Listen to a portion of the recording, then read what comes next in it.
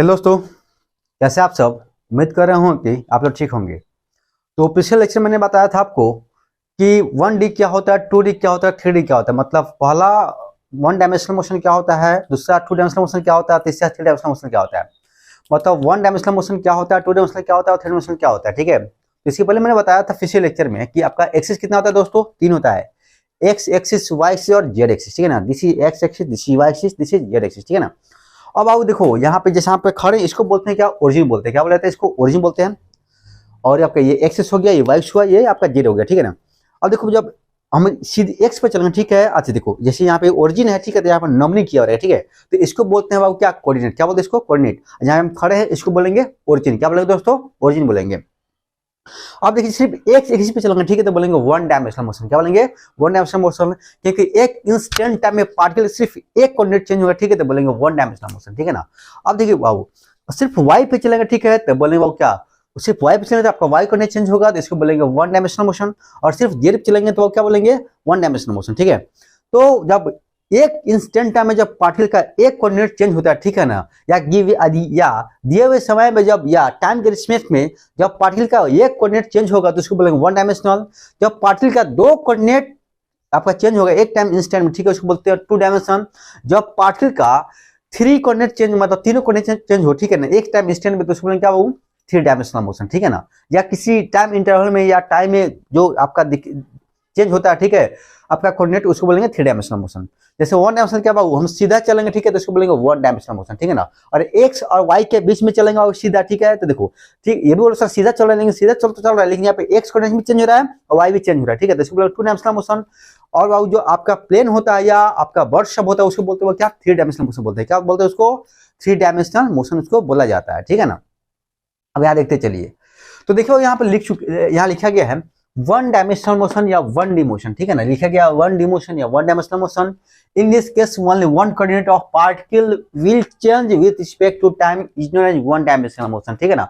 कहता हूँ बाबू कि जब पार्टिकल का एक कोऑर्डिनेट चेंज हो किसी समय के रिस्पेक्ट में, ठीक है ना, किसी समय के रिस्पेक्ट में, किस टाइम के रिस्पेक्ट में केवल एक कोऑर्डिनेट चेंज होता है, उसको बोलते हैं 1 डायमेंशनल मोशन बोलते हैं। क्या बोलते हैं दोस्तों, 1 डायमेंशनल मोशन बोलते हैं। अगर 2 होगा तो 2 डायमेंशनल, 3 हो तो 3 डायमेंशनल। तो हमको लगता है कि अब आपको समझ में आएगा 1 डायमेंशनल किसको बोलते हैं, 2 डायमेंशनल किसको बोलते हैं और 3 डायमेंशनल किसको बोला जाता है। ठीक है ना। अब यहाँ देखते चलिए आप लोग, लिखा गया केसेस ऑफ 1 डायमेंशनल मोशन। ठीक है ना। 1 डायमेंशनल मोशन का केसेस कितना है, ठीक है ना, तो इसमें बाबू आपका 1 डायमेंशनल का टोटल 4 केस है। कितना केस है बाबू आपका, 4 केस है। ठीक है, तो यहाँ लिखते हैं बाबू केस नंबर 1। केस बाबू क्या, 1, पार्टिकल रिमेन्स एट रेस्ट। क्या दोस्त, केस नंबर 1 कहता है पार्टिकल जब रुका होगा तो क्या होगा। ठीक है, पार्टिकल रिमेन एट रेस्ट।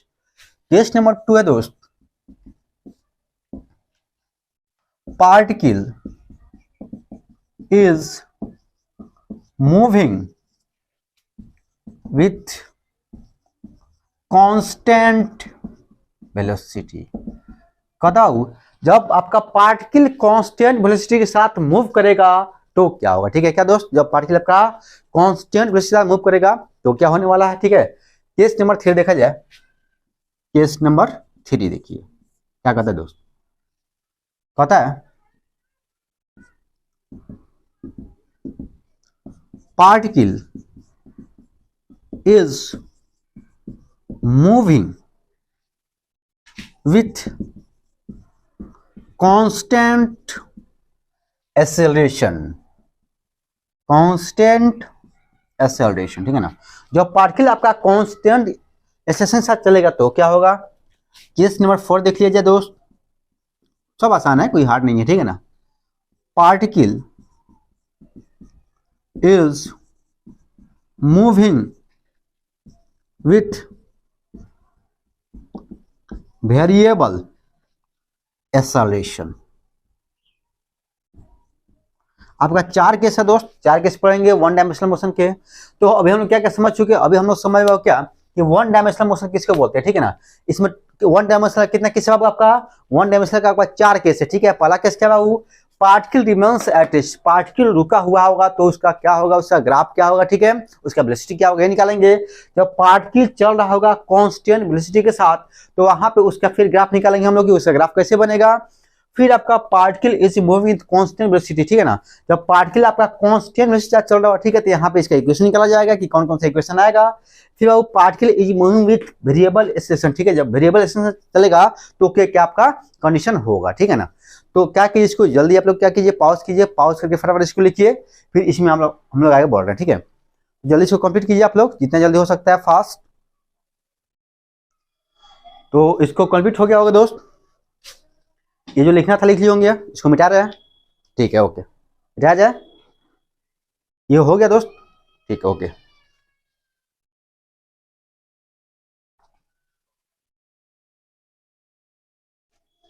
आगे देखते चलिए।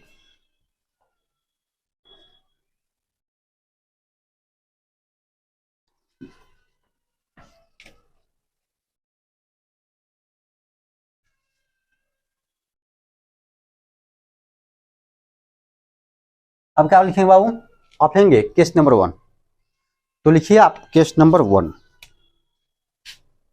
Case number 1, particle remains at rest, particle remains at rest, ठीक है ना। जब वस्तु रुका हुआ होगा तो क्या होगा, ठीक है ना। तो देखो दोस्त, पार्टिकल जब रुका होगा तो इक्वेशन लिख सकते हैं क्या, x इक्वल टू सी, क्या बाबू, x equal to C, where C क्या है यहाँ पे बाबू, लिखेंगे वेयर सी जो है क्या आपका कांस्टेंट है बाबू, क्या आपका कांस्टेंट है, ठीक है ना। पार्टिकल का मतलब कांस्टेंट है, ठीक है ना, कोई आपका इसमें चेंज नहीं आ रहा है। तो लिखे बाबू यहाँ पे v, क्या बाबू, v इक्वल लिखेंगे यहाँ पे, एक स्टेप लिख सकते हो क्या, वी नो दैट, जैसा कि हम सभी जानते हैं, बचपन से जान रहे हैं, ठीक है। जब हम लोग फिजिक्स पढ़ना स्टार्ट किए ना 11th क्लास का दोस्त, कब बाबू, जब 11th क्लास का स्टार्ट किए फिजिक्स, जब हम लोग स्टार्ट किए थे तब से हम लोग जान रहे हैं, we know that v equal to क्या होता है बाबू, dx बटा dt होता है, क्या बाबू, dx बटा dt होता है, v equal to dx upon dt होता है दोस्त। अब यहाँ देखिए बाबू, v equal to dx upon dt हो गया। अब देखिए बाबू यहाँ पे फिर क्या पुट कर सकते हैं, v इक्वल टू डी की जगह और एक इसके बराबर सी के बराबर है, लिखेंगे डीसी बटा dt, क्या वो डीसी बटा dt, और सी क्या आपका कांस्टेंट है, और कांस्टेंट का डिफरेंशिएशन याद कीजिए, मैंने पढ़ा था कैलकुलस में आपको, कांस्टेंट का जो डिफरेंशिएशन होता है क्या होता है दोस्तों, जीरो होता है, ठीक है ना। तो बाबू आपका भी क्या आ गया, जीरो आ गया, ठीक है ना, यानी कि वेलोसिटी जीरो आ गया। जो वेलोसिटी आपका जीरो आ गया दोस्त, तो ऑटोमेटिक है कि पार्टिकल रेस्ट में होगा ही होगा, ठीक है ना। तो अब यहाँ पे हम लोग ग्राफ बनाएंगे, क्या बनाएंगे दोस्त, हम लोग ग्राफ बनाएंगे, ठीक है। यहाँ पर कैसे बना सकते हैं बार बार ग्राफ बाबू, देखिए यहाँ पे, तो इसका ग्राफ कैसे बनेगा, x t graph, x t position time graph कैसा बनेगा, ठीक है क्या दोस्त, पोजीशन टाइम ग्राफ कैसे बनेगा, मतलब कि टाइम, अच्छा टाइम कभी रुकता नहीं है, हमेशा टाइम चलते रहता है, ठीक है ना, कभी टाइम को रोक नहीं सकते हमेशा, क्या दोस्त आपका टाइम चलता रहता है। तो भाई यहाँ पे इसका ग्राफ बनाना है, एक्सटी ग्राफ, क्या बाबू, एक्सटी ग्राफ क्या देता है आपका, वेलोसिटी देता है, मतलब पोजीशन का और टाइम का ग्राफ क्या देता है दोस्तों, आपको देता है वेलोसिटी देता है, ठीक है ना। तो बोलता है कि हम एक्सटी ग्राफ कैसे बनाएं कि वेलोसिटी क्या आ जाए, जीरो आ जाए, ठीक है ना। तो भाई एक्सटी ग्राफ कैसा बनेगा दोस्त, आपका ऐसा बन जाएगा, ऐसा बनेगा बाबू, या लिख सकते हैं एक्स इक्वल टू सी, ठीक है ना, और ग्राफ कैसे बन जाएगा आपका, ऐसा ग्राफ बन जाएगा, कोई दिक्कत दोस्त, ऐसा ग्राफ आपका बन जाएगा, ठीक है। बोलिए सर ऐसा क्यों बनेगा, तो देखिए यहाँ पे बोला गया दोस्त, यहाँ पे टाइम है, मतलब टाइम आपका बढ़ रहा है, यहाँ पोजीशन पोजीशन चेंज नहीं हो रहा है, ठीक है क्या दोस्त, आपका पोजीशन टाइम बढ़ रहा है लेकिन पोजीशन चेंज नहीं हो रहा है। तो टाइम बढ़ रहा है, पोजीशन चेंज नहीं हो रहा है, तो भाई पोजीशन कब चेंज होगा, जब पार्टिकल चलेगा, और जब पार्टिकल नहीं चल रहा है तो पोजीशन नहीं बदल रहा है, मतलब कि पोजीशन क्या हो गया, कांस्टेंट, कांस्टेंट, और एक्सटी का ग्राफ क्या देता है, वेलोसिटी देता है, और एक्सटी ग्राफ जो वेलोसिटी देगा तो वेलोसिटी कितना हुआ है, जीरो है। तो देखिए सही, ये जो हम ग्राफ बनाया पूरा फुलफिल इसको करेक्ट नहीं कर रहा है, कि भाई इसका ग्राफ जो दे रहा है क्या बाबू, आपका वेलोसिटी कितना देगा, जीरो देगा, क्योंकि भाई एक्सटी का ग्राफ क्या देता है, आपका वेलोसिटी देता है, और बाबू यहाँ पे कांस्टेंट है, कांस्टेंट को डिफरेंस करेंगे तो क्या होगा, आपका वेलोसिटी आपका जीरो आएगा, ठीक है ना। तो इसको क्या कहिए बाबू, जल्दी इसको पॉज करके कंप्लीट कीजिए, फिर इसमें हम लोग बढ़ रहे हैं, केस नंबर 2, जल्दी जितना जल्दी हो सकता है क्या इसको कंप्लीट कीजिए। ओके दोस्तों, इसको लिख चुके होंगे आप लोग, ठीक है, मिटा रहे हैं।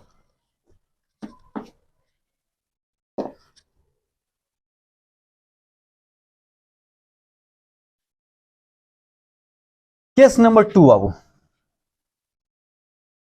केस नंबर 2 क्या बोलता है दोस्त? केस नंबर 2 देखते चलिए आप लोग। Particle is moving with constant velocity. क्या दोस्त? Particle is moving with constant velocity. क्या बाबू? पार्टिकल मूविंग कांस्टेंट वेलोसिटी मतलब क्या कहता है दोस्त कि पार्टिकल जब कांस्टेंट वेलोसिटी चलेगा तो क्या क्या होगा, ठीक है ना। यानी कि देखिए लिख सकते हो क्या हम लोग, x equal to c t. क्या हो? x equal to c t. क्या हो? x equal to c t where, जहां पर वेयर सी क्या आपका कांस्टेंट है। क्या आपका सी आपका क्या बाबू? कांस्टेंट है। सी क्या दोस्त आपका? सी आपका कांस्टेंट है। फिर देखिए लिखेंगे वी नो दैट, जैसा कि हम सभी जानते हैं, सभी बच्चे जानते हैं, क्या कि इतना बार लिखे हैं कि सब बच्चों को याद भी हो गया होगा। तो देखो लिख सकते हो क्या हम लोग, v इक्वल क्या बाबू? dx बटा dt। क्या हो? v इक्वल टू dx बटा dt। v बटा के लिखेंगे x का मान कितना हो? ct है। क्या बाबू आपका? ct है। क्या लिखेंगे? ct बटा dt। और देखिए c क्या बाबू यहाँ पे? c आपका कांस्टेंट है तो c को बाहर निकाल दीजिए, तो v equal to c dt बटा dt। क्या हुआ आपका? c equal to c dt। अच्छा यहाँ पे एक चीज छूट गया, ठीक है ना। यहाँ पे क्या पुट किया गया? एक समान क्या पुट किया गया? ct पुट किया गया। क्या पुट किया यहाँ पे? x equal to ct put कर दिया गया, ठीक है ना। और देखो यहाँ पे बाबू c इक्वल टू c बाहर निकल गया तो क्या बच गया? dt, ठीक है ना। और बाबू ये c कट गया, ठीक है। तो क्या होगा? v इक्वल क्या होगा आपका? c। क्या होगा आपका? v इक्वल क्या हो जाएगा? c हो जाएगा, ठीक है ना। तो देखिए बाबू यहाँ पे v इक्वल क्या हो गया? c हो गया, ठीक है। इसको आपको डिफरेंशिएट किया तो वही आएगा, ठीक है। तुम डायरेक्ट काट दिया, कोई दिक्कत नहीं है। तो v इक्वल टू c मतलब v क्या c बराबर आ गया, c के बराबर आ गया। मतलब वेलोसिटी यहाँ पे क्या दिखा दिया बाबू? यहाँ पे v आपका कांस्टेंट दिखा दिया, ठीक है ना। अब यहाँ देखिए बाबू, यहाँ पे आगे देखते चलिए आप लोग, अगला स्टेप इसको सीखते चलिए आप लोग। अब हम क्या निकालना दोस्त? हमको निकालना है एक्सेलरेशन, ठीक है ना। देखो क्या, वी नो दैट, जैसे कि हम सभी जानते हैं, क्या जानते हैं दोस्त? ए बराबर क्या होता है बाबू? डीवी बटा डी टी। ये क्या बाबू? डी बटा डी टी। मतलब एक्सेलरेशन का जो इक्वेशन होता है बाबू डीवी बटा डी टी होता है। क्या होता है बाबू? डी बटा डी टी होता है। अब देखिए हम लोग यहाँ क्या पुट करेंगे, वहां पर भी का मान पुट करेंगे, ठीक है। क्या पुट करेंगे दोस्त? भी का मान पुट करेंगे। तो यहाँ देखिए ए बराबर क्या पुट करेंगे? डी, और भी का मान कितना? सी है। क्या पुट कर दिया? सी बटा डी टी। और याद कीजिए कांस्टेंट का डिफरेंशियल क्या होता है? जीरो होता है। तो एक कितना आ गया? जीरो आ गया। क्या आ गया आपका? ये जीरो आ गया, ठीक है ना। यानी कि हम लोग क्या समझ गए दोस्त कि जब वेलोसिटी कांस्टेंट हो जाता है तो इसमें क्या हुआ? जीरो आया, ठीक है। और जब पोजीशन कांस्टेंट हो गया तो वेलोसिटी आपका जीरो आएगा, ठीक है। तो ये इक्वेशन लिखिए जो 100% क्या होगा आपका? सही है। और इसी के ऊपर क्या करेंगे हम लोग? ग्राफ बनाएंगे, ठीक है। अब यहाँ पर देखते चलिए फिर आगे, यहाँ पर लिखा जा सकता है दोस्त यहाँ पे कि x equal to c t. क्या x equal to c t. तो ये वो क्या आपका, ये आपका वो क्या है? x बराबर क्या है? v के बराबर, ठीक है ना। क्या होगा? v के बराबर है, ठीक है ना। और ये क्या होगा आपका? ये स्लोप है, ठीक है ना। और स्लोप क्या होगा आपका? आपका ये स्लोप है। क्या होगा आपका? ये टेन थीटा होगा। क्या होगा आपका? ये टेन थीटा भी होगा, ठीक है ना। और इसी से क्या कर हम लोग ग्राफ निकालेंगे, ठीक है। जो क्या आपका? ये आपका कांस्टेंट होगा। क्या होगा दोस्त आपका? ये आपका कांस्टेंट होगा, ठीक है ना। तो भाई इसको क्या कीजिए, जल्दी पॉज करके कंप्लीट कीजिए, फिर इसी में आप लोग बढ़ रहे हैं, जल्दी जितना हो सकता है क्या कीजिए, इसको कंप्लीट कीजिए। तो दोस्तों देखिए यहाँ पे तो आप यहाँ तक लिख चुके होंगे, ये जो बताया गया था आपको। इसमें देखिए हम लोग और लिख सकते हैं क्या दोस्तों? यहाँ देखिए अगला स्टेप में क्या लिखा जा सकता है? v इक्वल टू क्या लिख सकता हूँ? Slope. Slope equal to v equal to x equal to c। ये भी हम लोग लिख सकते हैं। क्या लिख सकता हूँ? तो यहाँ तक इसको लिख सकते हैं, यहाँ तक कंप्लीट कर सकते हैं। तो जल्दी इसको क्या कीजिए बाबू? कंप्लीट कीजिए। कंप्लीट करने के बाद बाबू इसमें क्या हम करेंगे? इसका आप इसमें हम लोग आपका xt और vt का क्या करेंगे? ग्राफ बनाया जाएगा, ठीक है। तो जल्दी से कंप्लीट कीजिए। ओके बच्चों, लिख चुके होंगे आप लोग, मिटा रहे हैं। अब इसमें देखेंगे vt और xt का ग्राफ क्या होता है, ठीक है ना। vt और xt का ग्राफ क्या होता है देखते चलिए आप लोग। बहुत आसान है, कोई दिक्कत नहीं है, इसको आराम से हम लोग पढ़ते चल रहे हैं, देखते चलिए इसको, रिमेंबर करते रहेंगे हम लोग, ठीक है। अब देखिए बाबू आगे देखिए क्या पूछ रहा है आपसे? आपसे इसका ग्राफ पूछ रहा है। क्या पूछ रहा है दोस्तों? इसका ग्राफ पूछ रहा है, ठीक है। तो स्केल ले लेते हैं दोस्तों। देखिए विदाउट स्केल से तो फिजिक्स पढ़ना पॉसिबल ही नहीं है। हमको क्या होता ना, एक्स टी ग्राफ, इसका दोस्त एक्स टी ग्राफ कैसा होगा, ठीक है ना। और यहाँ पे एक्स, यहाँ पे क्या टी, ठीक है ना, पोजीशन टाइम ग्राफ, ठीक है ना। एक्स टी ग्राफ कैसा होगा, एक्स मतलब पोजीशन, टी मतलब दोस्त क्या, टाइम, पोजीशन टाइम ग्राफ कैसा होगा, ठीक है ना। तो पोजीशन टाइम ग्राफ देखें दोस्तों, ठीक है, तो क्या आपका बढ़ता हुआ ग्राफ होगा, क्या होगा आपका, ये यहाँ से बढ़ता हुआ ग्राफ होगा, ठीक है ना। मतलब ये इंक्रीज करेगा, क्या करेगा दोस्तों आपका ये इंक्रीज करेगा, ठीक है ना। ये आपका क्या होगा, एक्स टी ग्राफ होगा। इसमें इस ग्राफ से हम बता सकते हैं कि पोजीशन और टाइम का जो ग्राफ देता है क्या देता है, वेलोसिटी देता है। और वेलोसिटी कौन सा वेलोसिटी, तो ये बाबू आपका क्या है, particle is moving with constant velocity, यानी कि जो वेलोसिटी देगा वो कांस्टेंट देगा, क्या देगा वो, उसका कांस्टेंट देगा। तो इसका स्लोप जो भी निकालेंगे दोस्तों, ठीक है ना, तो इसका जो स्लोप जो भी होगा वो सब क्या होगा बाबू, वो आपका कांस्टेंट होगा, क्या होगा आपका, वो आपका कांस्टेंट होगा, ठीक है बाबू। तो आपका ये हो गया एक्स टी ग्राफ। और देखो यहाँ पे वी टी ग्राफ देखा जाए, वी टी ग्राफ कैसा होगा, क्या दोस्तों एस टी ग्राफ देख चुके हैं, अब क्या देखेंगे हम लोग, वी टी ग्राफ देखेंगे। बाबू यहाँ देखिए, v for velocity, v for velocity, और टी फॉर क्या होगा आपका, टाइम। तो वी टी ग्राफ देखा जाएगा, ठीक है ना। तो इसका जो ग्राफ होगा दोस्त, ठीक है ना, ऐसा जाएगा, ठीक है ना।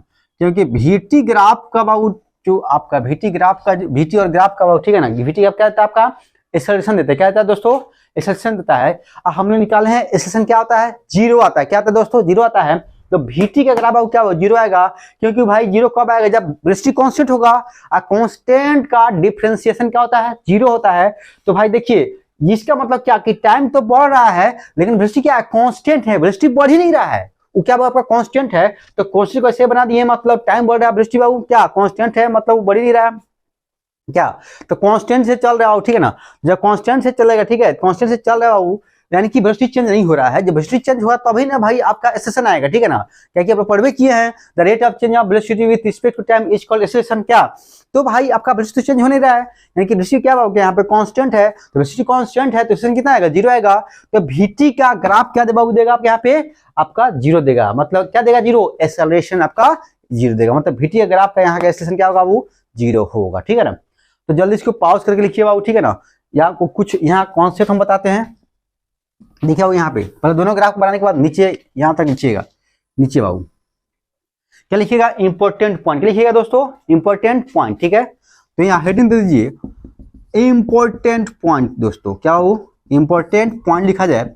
और इंपॉर्टेंट पॉइंट में देखिए बाबू, जानते बाबू क्या, वी नो दैट, क्या लिखेंगे, वी नो दैट, जैसे कि हम सभी जानते हैं बाबू, आप लोग जानते हैं, कहीं 50 बार लिख चुके हैं, क्या जानते हैं बाबू, लिखेंगे डेल्टा एक्स इक्वल टू, क्या हो, delta x equal to integration of v d t, integration of v d t, delta x equal to integration of v d t. मतलब क्या, वेलोसिटी को टाइम ग्रुप में जब इंटीग्रेट करते हैं, क्या दोस्तों, वेलोसिटी को टाइम ग्रुप में जब इंटीग्रेट करेंगे तो क्या देगा हमको, डिस्प्लेसमेंट देगा, क्या देगा दोस्तों, डिस्प्लेसमेंट। याद रखते चलो बाबू, बहुत इंपॉर्टेंट है, जो कॉन्सेप्ट बता रहे हैं ये हमेशा तुम्हें याद रखना। जब क्या बाबू, ये हम बताएं क्या कि जब वेलोसिटी को टाइम ग्रुप में क्या करेंगे हम लोग, इंटीग्रेट करेंगे, तो क्या देगा आपको देगा वो क्या, डिस्प्लेसमेंट देगा, क्या देगा आपको, डिस्प्लेसमेंट देगा। फिर देखिए बाबू यहाँ पे, और यहाँ पे क्या कर सकते हैं बाबू, यहाँ पर लिख सकते हैं क्या हम लोग, इसको भी को बाहर निकालो, ठीक है, लिखेंगे डेल्टा एक्स इक्वल टू, क्या दोस्तों, डेल्टा एक्स इक्वल टू लिखा जा सकता है क्या दोस्त, इंटीग्रेशन ऑफ भी। अब बाबू यहाँ क्या कर दो, यहाँ t इक्वल टू जीरो और t इक्वल टू टी कर दो, ठीक है। मतलब t जब देखना स्टार्ट किए तो उसमें टाइम कितना था, जीरो था, और जब देखे लास्ट में तो टाइम कितना होता, t हो रहा था। मतलब एक ऐसा जनरल क्वेश्चन निकाल रहे हैं जो किसी भी आपको क्वेश्चन में लगा सकते हैं, ठीक है ना।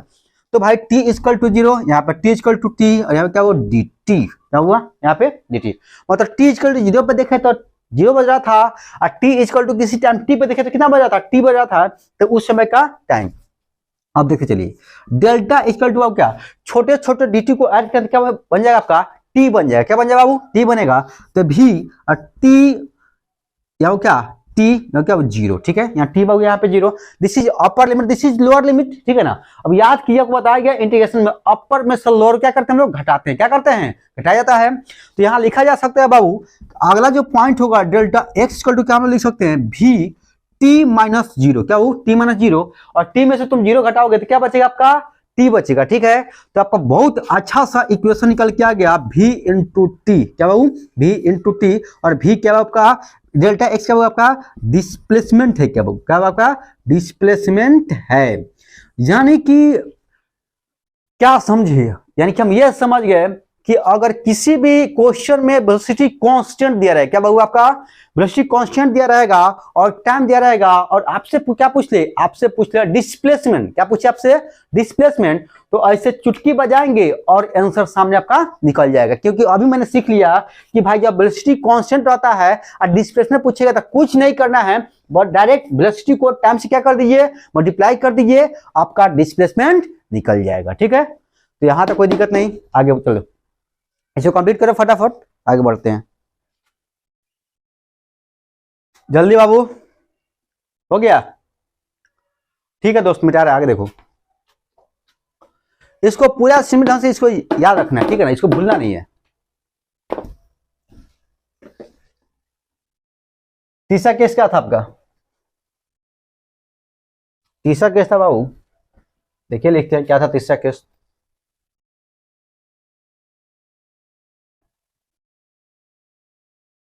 तीसरा केस देखा जाए यहाँ पे क्या लिखा है, कदर तीसरा केस देखिए आप, लिखा गया पता है तीसरा case, case number 3, particle is